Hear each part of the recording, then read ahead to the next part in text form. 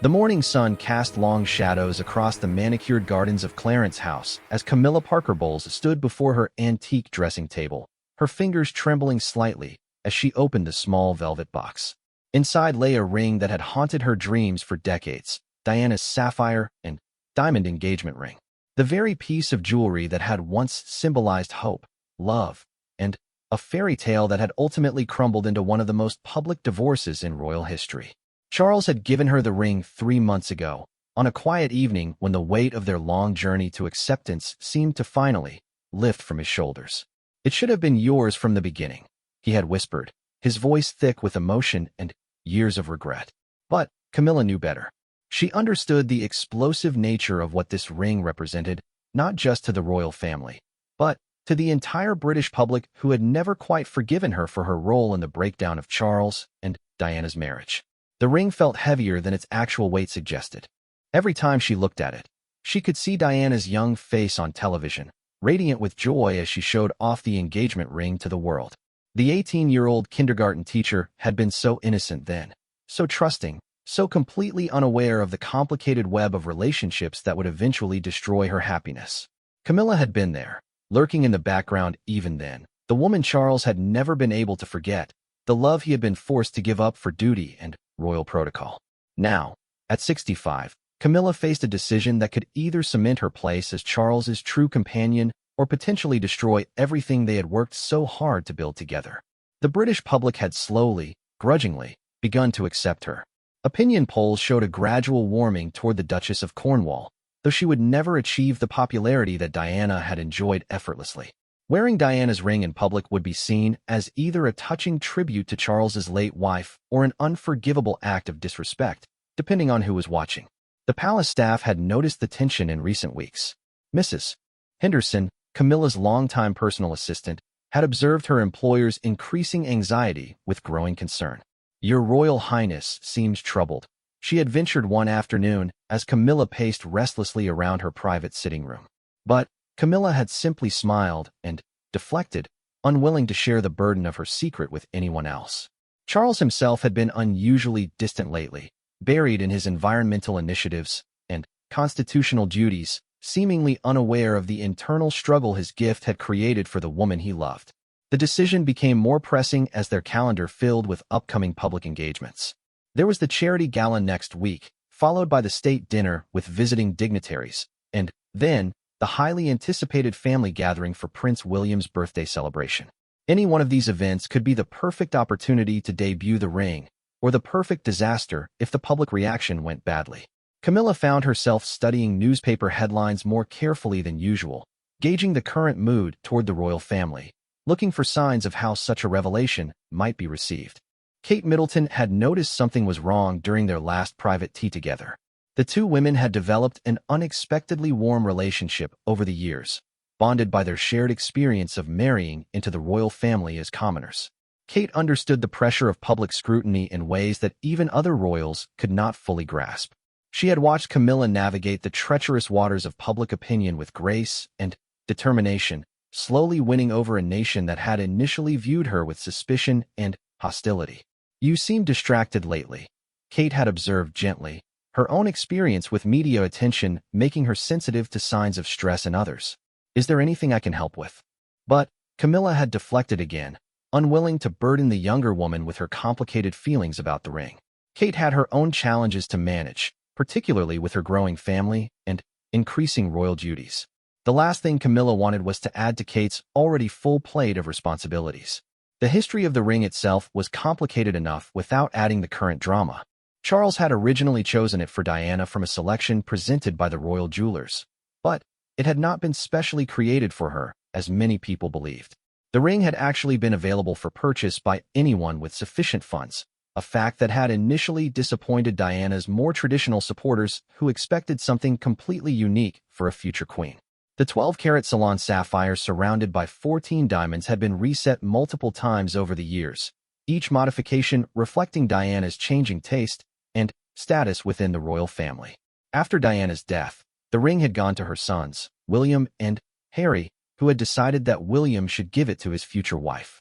This decision had been made when they were still young men, grieving their mother and wanting to ensure that her memory would live on through the next generation. Kate had worn it proudly as both an engagement ring and wedding ring, understanding the weight of its history and the responsibility that came with wearing such an iconic piece of jewelry. But Charles had always felt that the ring represented unfinished business. In quiet moments, usually late at night when sleep eluded him, he would remember the early days of his relationship with Diana and wonder how different things might have been if he had been allowed to marry Camilla in the first place. The ring had become a symbol of the choices he had been forced to make, the happiness he had been denied, and the public facade he had been required to maintain for decades. When William had quietly approached his father about the possibility of having a replica made for Camilla, Charles had been initially resistant. The idea seemed potentially disrespectful to Diana's memory and unnecessarily provocative to a public that was still learning to accept his relationship with Camilla. But William had persisted, arguing that his mother would have wanted his father to be happy, and that Camilla deserved recognition for the years of dedication and sacrifice she had shown to both Charles and the royal family. The creation of the replica had been a closely guarded secret, known only to a handful of trusted palace staff and family members. The royal jewelers had worked from detailed photographs and measurements, creating a piece that was virtually identical to the original in every way except for a tiny inscription inside the band that read, "For my beloved C. Always." Even the most expert observers would be unable to tell the difference between the two rings when viewed from a normal distance. Camilla's anxiety about the ring was compounded by her awareness of the media's endless appetite for royal drama. Every appearance, every gesture, every piece of jewelry was scrutinized and analyzed by royal watchers around the world. The British tabloids in particular had never forgiven her for her role in the breakdown of Charles and Diana's marriage, and she knew they would seize on any opportunity to create controversy or suggest that she was somehow disrespecting Diana's memory. The international media attention would be even more intense. American tabloids and celebrity magazines had never quite understood the subtle dynamics of British royal protocol, and they would likely sensationalize any story about Diana's ring in ways that could damage not just Camilla's reputation, but the monarchy's standing around the world. The royal family's approval ratings had finally recovered from the difficult years following Diana's death, and Camilla was reluctant to do anything that might jeopardize that hard-won progress. Her personal feelings about Diana remained complicated and carefully private. Camilla had never spoken publicly about the late princess, maintaining a dignified silence even when provoked by hostile journalists or cruel social media comments. Privately, she felt a mixture of sadness, guilt, and frustration about how events had unfolded. She had never intended for Diana to be hurt, but she also could not deny her love for Charles or regret their eventual marriage. The situation had been impossible for everyone involved, with no clear villains or heroes, just people trying to navigate duty, love, and public expectation in circumstances that had no perfect solutions. Charles, meanwhile, remained largely unaware of the depth of Camilla's anxiety about the ring. His own relationship with symbols and jewelry was more straightforward. He saw the ring as a beautiful piece that he wanted his wife to enjoy, and he trusted her judgment about when and how to wear it. His focus was increasingly on his future role as king and the legacy he wanted to leave, both as a monarch and as a man who had finally found happiness in his personal life after decades of duty and sacrifice. The palace's public relations team had been briefed about the ring's existence, but had not been given any guidance about potential publicity strategies. They remained on standby, ready to respond to media inquiries or public reactions, but hoping that the whole matter would be handled quietly and without controversy. Their preference was always for minimal drama, understanding that any royal story involving Diana's memory had the potential to spiral out of control quickly. As the days passed and public engagements loomed closer, Camilla found herself caught between her desire to honor Charles's gift and her fear of public backlash. She began researching public opinion polls more carefully, looking for trends that might indicate how such a revelation would be received. The results were mixed. While general approval for the royal family was high, and Camilla's own ratings had improved significantly over recent years, there remained a significant portion of the population that still viewed her unfavorably, particularly among those who remained devoted to Diana's memory.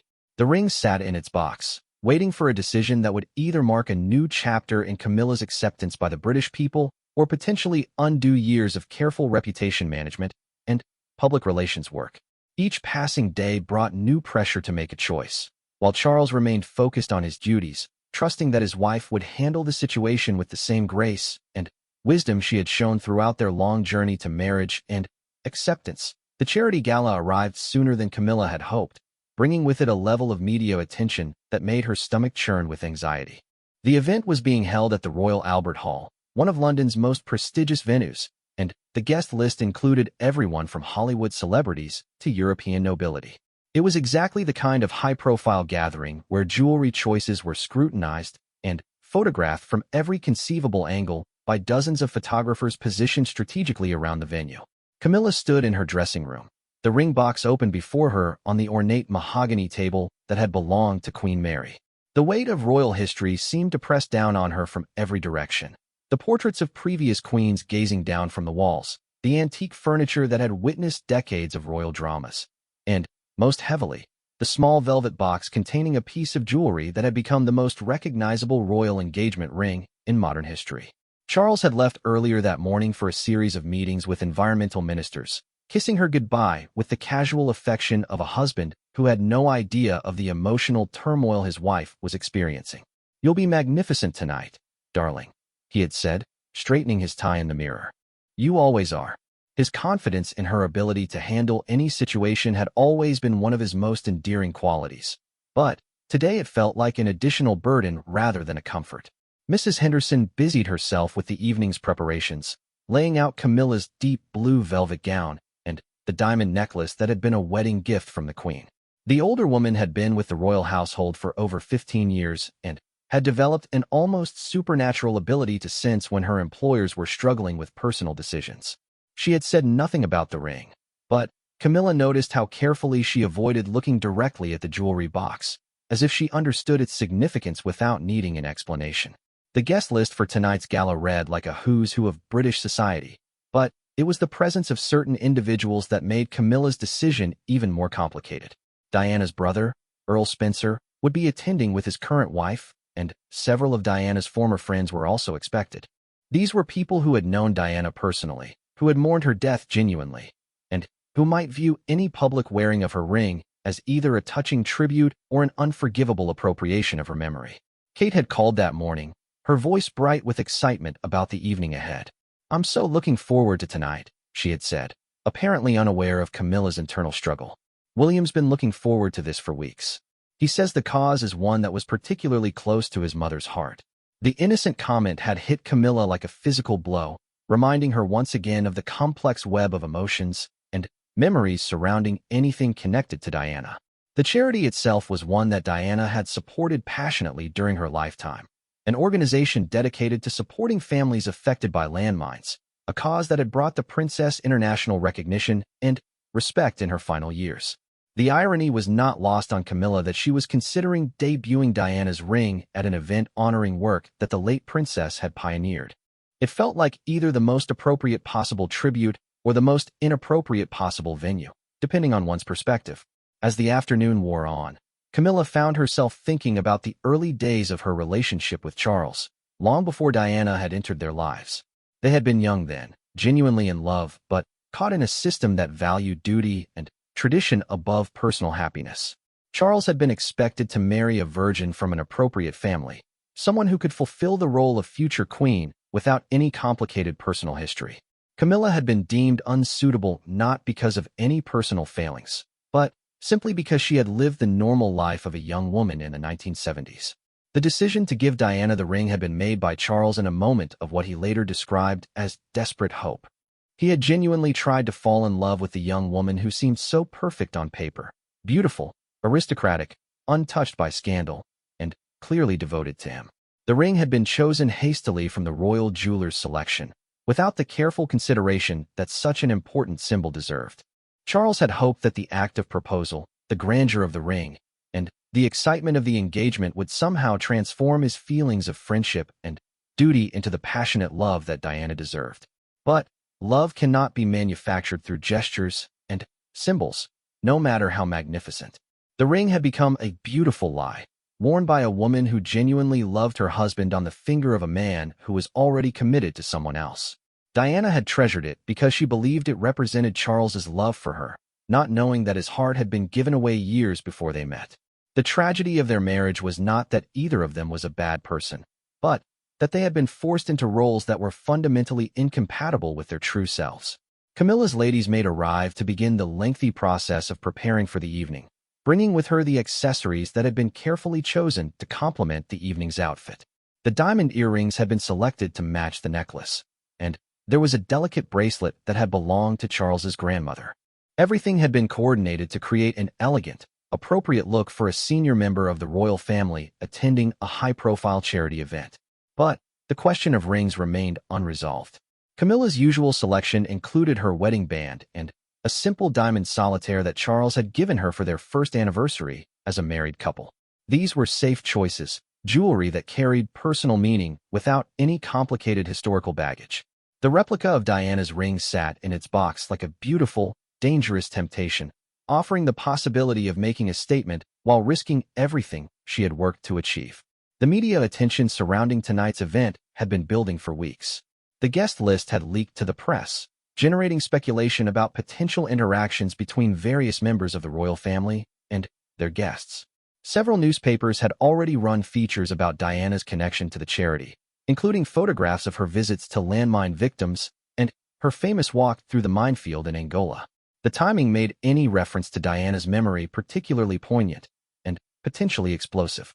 Social media had added a new dimension to royal watching that had not existed during Diana's lifetime. Every photograph taken tonight would be analyzed and shared millions of times within hours, with eagle-eyed observers noting every detail of clothing, jewelry, and body language. The speed of modern communication meant that any controversy would spread globally before the royal family's press office could even begin to craft a response. The stakes were higher than they had ever been for any royal appearance. Camilla's relationship with social media was complicated at best. She understood its importance for royal communication and public engagement, but she also knew that it was a platform where criticism could be particularly harsh and personal. The comment sections of any articles about her were often filled with cruel comparisons to Diana, accusations about her role in the marriage breakdown, and suggestions that she would never be worthy of the love and respect that Diana had commanded. Wearing Diana's ring would certainly generate commentary, and much of it was unlikely to be kind. The question of what Diana herself might have thought about the situation was one that Camilla tried not to contemplate too deeply. The two women had never had the opportunity for a real conversation about the situation that had dominated all their lives. Their few interactions had been brief and formal, laden with the tension of their impossible circumstances. Diana had been hurt, angry, and determined to protect her marriage and her children. Camilla had been in love, conflicted, and trying to navigate a situation that had no good solutions for anyone involved. Friends who had known Diana well offered conflicting opinions about what she might have wanted. Some insisted that she would have been horrified by the idea of Camilla wearing her ring, viewing it as the ultimate insult to her memory. Others argued that Diana's generous spirit and her desire for Charles to find happiness might have made her more understanding. The truth was that no one could really know, because Diana had died young, with wounds still fresh and anger still burning. Time might have healed those wounds and brought perspective, but that chance had been lost forever. As evening approached and the final preparations began, Camilla realized that the decision could not be postponed any longer. In 2 hours, she would be walking down the red carpet at the Royal Albert Hall, with photographers capturing every detail of her appearance. Whatever choice she made about the ring would have consequences that would ripple far beyond this single evening, affecting not just her own reputation, but Charles's legacy and the monarchy's relationship with the memory of Diana. The blue velvet gown hung ready on its padded hanger, elegant and understated in the way that royal fashion was supposed to be. The diamonds caught the light from the chandelier, promising to photograph beautifully under the bright lights of the gala venue. Everything was perfect except for the decision that remained unmade, sitting in its small velvet box like a question mark that demanded an answer before the evening could begin. The decision came suddenly, born from a moment of defiance that surprised even Camilla herself. Standing before her mirror, fully dressed except for her final jewelry selections, she found herself remembering a conversation with Charles from weeks earlier. He had been talking about his regrets, the choices he wished he could have made differently, the years they had lost to protocol, and public opinion. "I'm tired of living my life for other people's expectations," he had said quietly. "Haven't we earned the right to some happiness on our own terms?" With steady hands that belied her racing heart, Camilla lifted Diana's ring from its velvet box and slid it onto her right ring finger. It fit perfectly, as she had known it would. Charles had been careful about the sizing when he had the replica made. The sapphire caught the light from her dressing room chandelier, throwing deep blue reflections across the antique mirror that had witnessed countless royal preparations over the decades. For a moment, she simply stared at her reflection, seeing herself wearing the most famous engagement ring in modern royal history. The ring felt different than she had expected, not just physically, but emotionally. Instead of the weight of guilt or anxiety she had anticipated, Camilla felt a strange sense of completion, as if she was finally allowing herself to step fully into her role as Charles's wife and companion.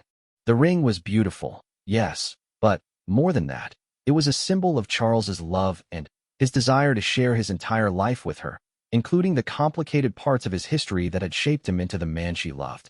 Mrs. Henderson appeared in the doorway, ostensibly to check on final preparations, but really to ensure that everything was proceeding smoothly. Her eyes went immediately to Camilla's hands, and for a moment her professional composure faltered. "Your Royal Highness," she said carefully, "are you quite certain about this evening's jewelry selections?" It was as close as the longtime employee would come to questioning a royal decision, and Camilla appreciated both her discretion and her concern. "I am," Camilla replied simply, surprised by the strength in her own voice. "Please ask James to bring the car around. I believe we're ready to leave." Mrs. Henderson nodded and withdrew, but not before Camilla caught a glimpse of worry in the older woman's eyes. The staff understood better than most how quickly royal situations could spiral out of control, and they were professionally invested in protecting their employers from unnecessary controversy. The drive to the Royal Albert Hall passed in a blur of London evening traffic and gathering darkness. Camilla sat quietly in the back of the Rolls-Royce, occasionally glancing down at her hands folded in her lap. The ring was visible but not ostentatious, elegant in its simplicity despite its famous history. She had chosen to wear it on her right hand, leaving her wedding band and anniversary gift in their usual place on her left. The positioning felt respectful somehow, acknowledging the ring's past while making it clear that it was not replacing anything in her current life. Charles was waiting for her at the venue's private entrance, handsome in his evening dress, and apparently unaware that anything unusual was happening. He helped her from the car with his usual gallantry, then paused as he noticed her jewelry. His eyes went immediately to the ring, and for a moment his expression was unreadable. Then a slow smile spread across his face, filled with pride and what looked like relief. "You look absolutely radiant," he said, lifting her hand to his lips and kissing it gently. "Thank you." The words were simple, but Camilla understood their deeper meaning. She was publicly acknowledging their relationship's complicated history while also embracing their future together. By wearing the ring, she was taking ownership of her role in his life and refusing to apologize for the love they had found despite all obstacles. It was a statement of confidence and acceptance that she had not been ready to make until this moment. Inside the Royal Albert Hall, the evening proceeded with the clockwork precision that characterized most royal events. The receiving line moved smoothly, with Camilla greeting guests with her usual warmth and grace. Most people were focused on the conversation and the cause being celebrated, and if anyone noticed her jewelry, they were too polite to comment immediately. The ring caught the venue's bright lights occasionally, but in the swirl of formal greetings and introductions, it did not seem to attract particular attention. Kate and William arrived fashionably late, as was their privilege as senior royals. Kate looked stunning in a deep green gown that complemented her engagement ring beautifully, while William appeared relaxed and confident beside his wife. They made their way through the crowd with practiced ease, stopping to chat with friends and supporters of the charity. Camilla watched them approach with a mixture of affection and nervousness, wondering if they would notice the ring and how they might react. The moment of recognition came when Kate leaned in to greet Camilla with the customary air kisses that royal protocol required. Her eyes went immediately to Camilla's right hand, and Camilla saw the exact moment when Kate realized what she was seeing. The younger woman's eyes widened slightly, and she glanced quickly at William, who was engaged in conversation with Charles about the evening's auction items. For a heartbeat, the two women looked directly at each other, sharing a moment of perfect understanding. "That's a beautiful ring," Kate said quietly, her voice carefully neutral but her eyes warm with what looked like approval. "It suits you perfectly." The comment was made softly enough that only Camilla could hear it, but it carried the weight of acceptance from someone whose opinion mattered enormously. Kate's blessing, even if understated and private, felt like a gift that Camilla had not dared to hope for. William's reaction was even more surprising. When he noticed the ring during a quiet moment between conversations, he simply smiled and squeezed Camilla's shoulder gently. "Mother would have been pleased," he said simply, his voice carrying the authority of someone who had known Diana's heart better than anyone else. The comment was made casually, as if he was remarking on the weather, but Camilla understood its significance. William was not just accepting her decision, he was blessing it. The evening's formal program began with speeches about the charity's work and the importance of continuing Diana's legacy in landmine awareness and victim support. Charles spoke eloquently about the need for continued international cooperation on the issue, his words carrying extra weight because of his personal connection to Diana's advocacy work. Camilla listened with pride, watching her husband honor his late wife's memory with dignity and genuine respect. During the auction portion of the evening, several items connected to Diana were offered for sale, including a signed photograph and a scarf she had worn during one of her charity visits. The bidding was spirited but respectful, with the proceeds going directly to support landmine victims and their families. Camilla participated in the bidding for a weekend at a Scottish castle, winning with a generous contribution that would help fund medical care for survivors. As the evening progressed, Camilla became aware that her jewelry choice was beginning to attract attention. She noticed other guests glancing at her hands during conversations, and several people complimented her on her lovely rings without specifically mentioning Diana. The comments seemed genuine rather than pointed, suggesting that most people either had not recognized the ring or had chosen to treat it as simply another piece of beautiful jewelry. The real test came during the formal photography session that always concluded such events. The senior royals posed together for the traditional group photograph, with Camilla and Charles positioned prominently in the center. The professional photographers worked quickly and efficiently, but Camilla was acutely aware that every angle and gesture was being captured for posterity. Her hands were clearly visible in several shots, and she knew that the ring would be clearly identifiable in the final images. One of the photographers, a veteran royal watcher who had covered the family for over 2 decades, gave Camilla a knowing look as he adjusted his camera angle. He had certainly recognized the ring, but his expression was more intrigued than judgmental. In the world of royal photography, discretion was often more valuable than immediate sensationalism, and experienced photographers understood that the best stories sometimes required patience and careful handling. After the formal photographs, there was a brief reception where guests could mingle more freely with the royal family members. Camilla found herself in conversation with several of Diana's former friends, women who had supported the late princess during her difficult years and who might reasonably be expected to have strong opinions about seeing her ring on another woman's hand. But the conversations remained pleasant and focused on the evening's cause, with no one making direct reference to the jewelry. Lady Sarah McCorquodale, Diana's sister, approached during the reception with what appeared to be genuine warmth. The two women had met several times over the years at family gatherings, maintaining the cordial relationship that royal protocol required. "Camilla," Lady Sarah said, taking her hands in greeting, "how lovely to see you. You look wonderful tonight." Her eyes glanced down at the ring, and for a moment Camilla held her breath, unsure how this particular acknowledgement might unfold. "Thank you, Sarah," Camilla replied, trying to keep her voice steady. "It's always a pleasure to support causes that were important to Diana." The mention of Diana's name hung in the air between them, laden with years of complicated history and unspoken understanding. Lady Sarah smiled and squeezed Camilla's hands gently before moving on to greet other guests, but not before giving the ring one last, thoughtful look. Charles appeared at Camilla's side as the reception began to wind down, offering his arm for their formal departure. He had been watching the evening's interactions with the careful attention of someone who understood how quickly royal situations could become complicated. "How are you feeling?" he asked quietly as they prepared to leave. "No regrets." Camilla considered the question seriously, thinking about the various reactions she had observed and the conversations that had taken place. "None at all," she replied, surprising herself with how truthful the answer felt. "It feels right, Charles. For the first time in years, it feels completely right." He smiled and kissed her forehead gently, a gesture of affection and gratitude that spoke to the years they had waited for this moment of acceptance and peace.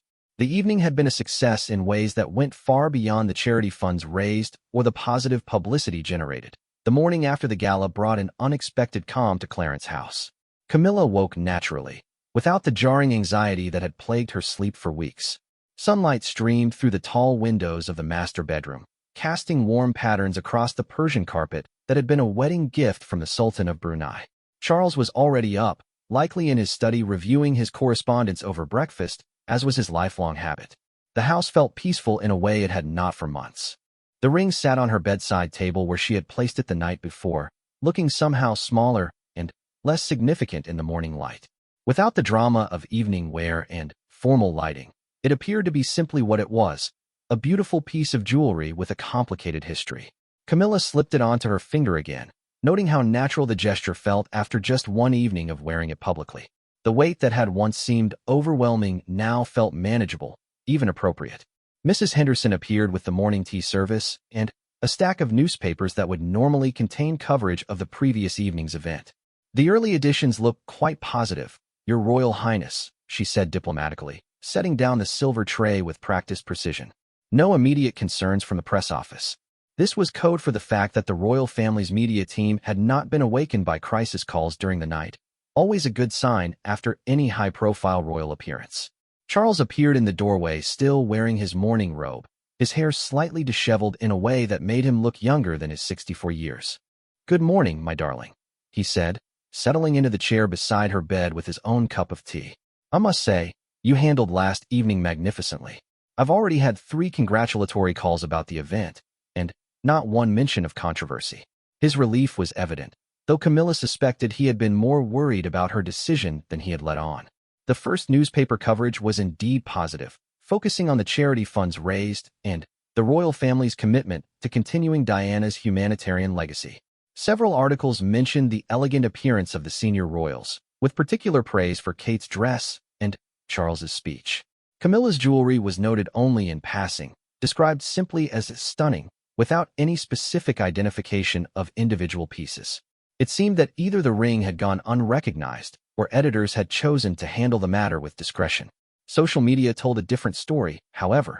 Royal watchers with keen eyes and long memories had quickly identified the ring in photographs from the event. Twitter and Instagram were buzzing with speculation, comparisons, and heated debates about the appropriateness of Camilla wearing Diana's ring. The comments ranged from supportive to critical, with passionate arguments on both sides about respect, tradition, and the evolution of royal relationships. Kate called mid-morning, her voice bright with what sounded like genuine enthusiasm. "I wanted to thank you again for last evening," she said. "The whole event was beautifully done, and I thought you looked absolutely radiant. William and I were both so impressed with how you handled everything." The subtext was clear. They had both noticed the ring and approved of Camilla's decision to wear it. Coming from Diana's son and daughter-in-law, this endorsement carried enormous weight. "I was nervous," Camilla admitted, feeling comfortable enough with Kate to share her vulnerability. "It felt like such a significant decision, and I wasn't certain how people would react." Kate's understanding laugh carried years of experience with royal scrutiny and public judgment. "You chose perfectly," she assured Camilla. "It was elegant and respectful, and honestly, I think Mother would have been touched that you honored her memory that way." The conversation with Kate revealed something that Camilla had not previously understood. William and Harry had both been consulted before Charles had the replica ring made. The brothers had not only approved the idea but had actively encouraged it, seeing it as a way to honor their mother's memory while acknowledging their stepmother's importance in their father's life. This revelation lifted a weight from Camilla's shoulders that she had not realized she was carrying. The ring had not been a secret gift that might cause family drama. It had been a family decision made with love and consideration for everyone involved. Prince Harry called from California later that morning, his voice warm with affection despite the early hour in his time zone. "I saw the photos from last night," he said without preamble. "You looked beautiful, and the ring looked perfect on you. I'm sorry I couldn't be there to see it in person." His easy acceptance of the situation reflected the mature perspective he had developed on his family's complicated history. "Dad's been happier since he married you than I've ever seen him," Harry continued. "Mum would have wanted that for him. The international media reaction was more mixed than the initial British coverage. American outlets, particularly the celebrity and entertainment magazines, seized on the story with headlines that ranged from "Camilla claims Diana's ring" to a touching royal tribute. The coverage reflected different cultural perspectives on royal protocol and the ongoing fascination with Diana's story among international audiences. Some commentators praised Camilla's confidence and Charles's gesture, while others questioned the timing and appropriateness of such a public statement. French and German newspapers took a more analytical approach, viewing the ring incident as part of the broader evolution of the British monarchy under Charles's leadership.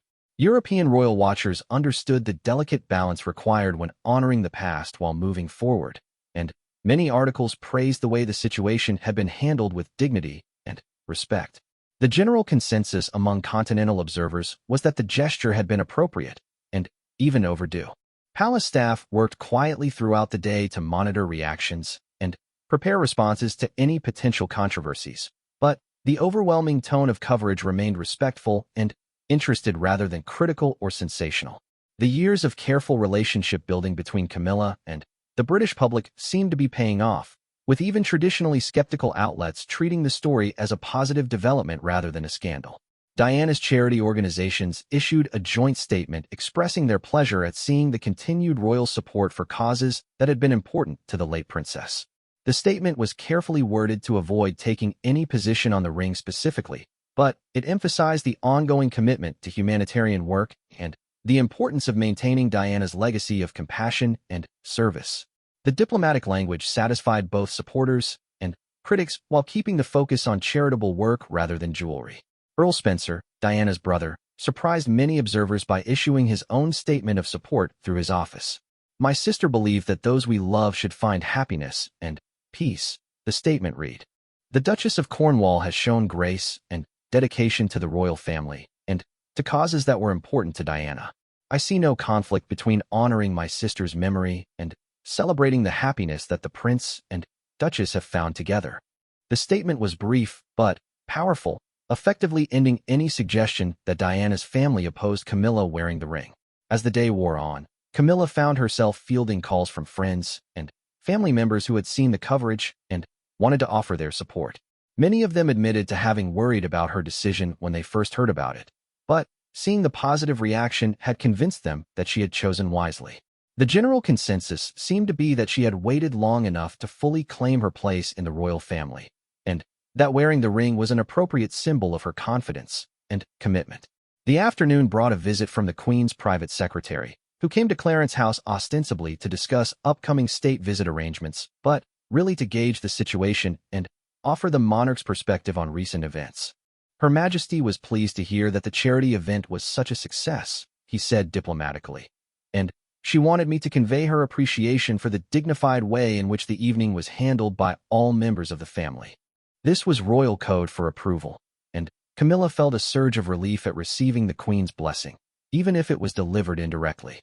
The monarch's opinion on family matters carried enormous weight, and her support would help protect against any future criticism about the ring or the decision to wear it publicly. Elizabeth II had navigated her own share of family controversies over the decades, and she understood the importance of projecting unity and dignity in the face of public scrutiny. Charles spent much of the afternoon in meetings with his staff, reviewing the media coverage and planning upcoming engagements with renewed confidence. The successful handling of the ring situation had demonstrated that he and Camilla could navigate sensitive royal issues together, making decisions that honored the past while embracing their future. His relief was evident to everyone who worked with him, and staff members noted that he seemed more relaxed and focused than he had been in weeks. The evening found Camilla and Charles alone together for the first time since the gala, sharing a quiet dinner in their private dining room while rain drummed against the tall windows. The ring caught the candlelight as Camilla reached for her wine glass, and Charles smiled at the sight of it on her hand. "No regrets?" he asked again, echoing his question from the previous evening. "None," she replied firmly. "It feels like we've finally closed a chapter and begun writing a new one." The conversation turned to future plans and upcoming engagements, with both of them feeling more optimistic about their public role than they had in years. The ring had become a symbol not just of their love, but of their shared commitment to serving the monarchy and the British people with dignity and grace. They had faced one of their most challenging decisions together and emerged stronger, more united, and more confident in their ability to handle whatever challenges lay ahead. As they prepared for bed, Camilla looked at the ring one more time before placing it on her bedside table. Tomorrow would bring new challenges and new opportunities, but she no longer felt burdened by the weight of other people's expectations or haunted by the ghosts of past relationships. She had found her place in the royal family and in British history, and she was ready to embrace both the privileges and responsibilities that came with that position. 6 months had passed since the charity gala, and the ring had become simply another piece of Camilla's jewelry collection, worn occasionally to formal events without fanfare or controversy. The British public had moved on to other royal news. The international media had found new stories to pursue, and the palace had settled into a comfortable routine that no longer required careful management of public reactions to Camilla's appearance. It seemed that the chapter had closed as quietly as it had opened. But the tranquil surface of royal life was about to be shattered by an unexpected revelation, one that would transform the ring from a symbol of acceptance into the center of a family crisis that threatened to undermine everything Charles and Camilla had worked to build together. The truth about the ring's origins was about to emerge, and with it, a web of deceptions and good intentions that would test the royal family's unity and Charles's relationship with his wife. Kate had discovered the truth quite by accident during a routine visit to the royal jeweler's for a cleaning and inspection of her own engagement ring. The jeweler, an elderly craftsman who had served the royal family for over 30 years, had made an innocent comment about the skill required to create such an exact replica. The work on the Duchess of Cornwall's ring was quite exceptional, he had said, assuming that Kate was aware of the situation. His Royal Highness was very specific about every detail being perfect. The word replica had hit Kate like a physical blow, though she had maintained her composure throughout the remainder of the appointment. The implications were staggering. Not only had Charles had a copy made of Diana's ring, but he had apparently done so without telling Camilla the truth about what she was wearing. The deception, however well-intentioned, represented a betrayal that could destroy the trust that had taken years to build between Charles and his wife. Kate wrestled with the knowledge for several days, uncertain whether she had any obligation to reveal what she had learned. The family had seemed so happy and united since the gala, with Camilla finally appearing comfortable in her role and Charles more relaxed than she had seen him in years. But the foundation of that happiness was built on a lie, and Kate knew that secrets within royal families had a way of emerging at the most damaging possible moments. The decision to speak was made for her when Camilla mentioned during a private tea that she was considering lending Diana's ring to a museum exhibition about royal jewelry through the ages. Charles suggested it might be a lovely way to honor Diana's memory while sharing the ring with the public, Camilla said, apparently unaware of the disaster such a display would create. Kate realized that she could not allow Camilla to discover the truth in such a public and humiliating way. Camilla, Kate said carefully, setting down her teacup with deliberate precision, I need to tell you something that you're not going to want to hear. The words hung between them in the elegant sitting room, surrounded by portraits of previous royal generations who had faced their own moments of crisis and revelation. Camilla's expression shifted from casual interest to serious concern as she recognized the gravity in Kate's voice. The revelation unfolded slowly, with Kate trying to soften the blow while ensuring that Camilla understood the full implications of what had been done. The ring she had worn with such pride and ceremony was not Diana's ring at all, but an expertly crafted replica created specifically for her. Charles had arranged the deception with the best of intentions, wanting to give her something beautiful while avoiding the potential controversy of her wearing the actual ring. But he had allowed her to believe she was wearing a piece of genuine royal history. Camilla's initial reaction was silence, a stillness so complete that Kate wondered if she had somehow failed to understand the explanation. Then, the color drained from Camilla's face, and her hands began to tremble slightly as the full weight of the deception settled over her. He let me believe, she said quietly. He let me worry and agonize and, finally, find the courage to wear Diana's ring, and it was never Diana's ring at all. The hurt in Camilla's voice was devastating to witness. This was not just about jewelry or symbols. It was about trust, honesty, and the fundamental understanding between husband and wife. Charles had made a decision about her emotional well-being without consulting her, treating her like a child who needed protection from difficult truths rather than a partner capable of handling complex situations. The paternalistic nature of his deception was perhaps even more painful than the lie itself. Kate tried to offer perspective, explaining that Charles had certainly meant well and that the replica was absolutely beautiful and meaningful in its own right. But Camilla was no longer listening to reassurances. Her mind was racing through the implications of the deception, the conversations with William and Harry, the approval from Diana's family, the media coverage, and, most painfully, her own sense of having finally found her place in royal history.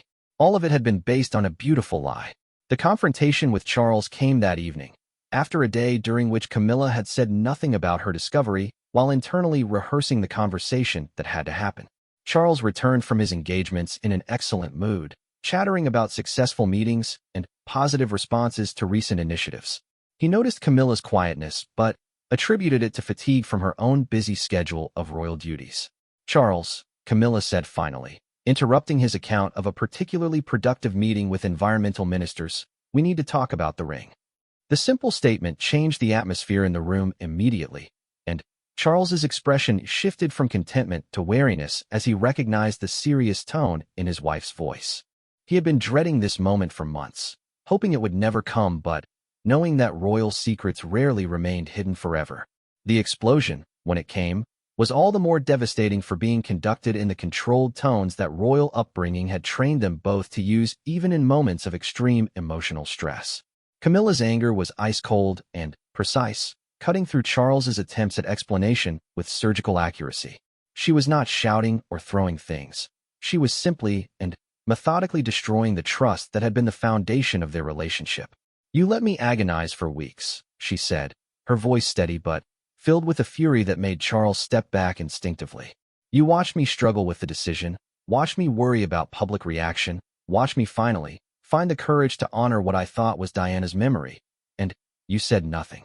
You let me make speeches about the significance of wearing her ring. You let me accept congratulations from her family. You let me believe I was finally being accepted as part of royal history, and it was all a lie." Charles's attempts to explain his reasoning fell on deaf ears. Yes, he had meant well. Yes, he had wanted to protect her from potential controversy. Yes, he had thought the replica was just as meaningful as the original. But none of his justifications could address the fundamental issue. He had made a decision about her life without consulting her, and then he had allowed her to live with the consequences of his deception for months. "The ring was never the real issue," Camilla continued, her anger building as she spoke.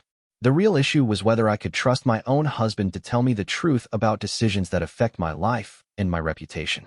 And clearly I cannot." The words hit Charles like physical blows, forcing him to confront the reality of what his well-intentioned deception had cost them both. The immediate aftermath was painful for everyone in their household. Charles moved to the guest wing of Clarence's house, while Camilla remained in the master suite, both of them maintaining their public schedules while privately grappling with the crisis in their marriage. Staff members walked on eggshells, uncertain how to navigate the tension that had replaced the happiness and unity of recent months. Palace press officers prepared statements for potential media inquiries, while hoping the situation could be resolved privately. Kate found herself in the uncomfortable position of having triggered a family crisis while trying to prevent a larger scandal. She had known that revealing the truth would be painful, but she had not anticipated the depth of Camilla's hurt or the extent to which the deception had undermined her trust in Charles. William offered support and understanding, but both younger royals felt helpless to resolve a conflict that went to the heart of Charles and Camilla's relationship. The Queen, informed of the situation by her private secretary, maintained her usual diplomatic silence while privately expressing concern about the potential impact on the monarchy's stability.